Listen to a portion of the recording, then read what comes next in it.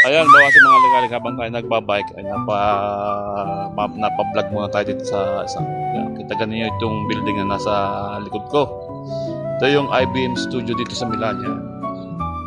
Ang gumawa pala ito ay si Michel Di Lucci. Yan, isang magaling na arkitekto dito sa Milano. Hindi ko lang kung Milanista siya o taga-Italia o basta gumawa niyan ay si Michel Di Lucci. Oh, kita naman niyo. Maganda yung building, oh, kurba, tapos yari sa kahoy.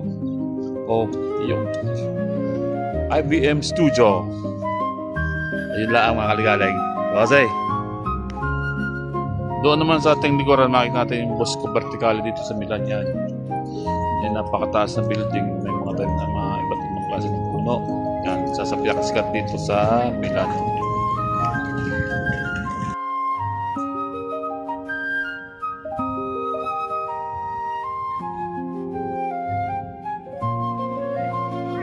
Yan, at sa parkong ito makita din natin ang isang parkong napakaganda na dinisign nga para sa mga mamayan ng Italia. Yan, iba-ibang klase ng laruan.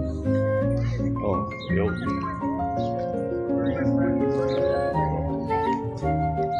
Ibang klase ng laro ang ginawa para sa mga matatanda. Yan. Para pag ipapasyal yung mga anak-anak nila, ay di meron silang magandang may mga duyan yan, sari-sari. Yan, pagka dito ka sa syudad ng Milano, hindi ka mainip sa dami dito ng palaruan. Yan. Habang nga tayong kalakad, meron pa ditong makikita tayong mga mga nagsusumbabaga o basta yan, kung ano ginagawa nila yan. So mga kaligagan, hanggang dito muna ating mga vlog-vlogang ito.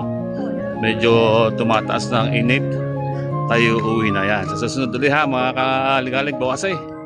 At sa mga hindi pa nagpapalo dyan, ay siya, ipalo na ninyo ako para tayo magkapaluan. Okay, salamat. Maraming salamat. God bless.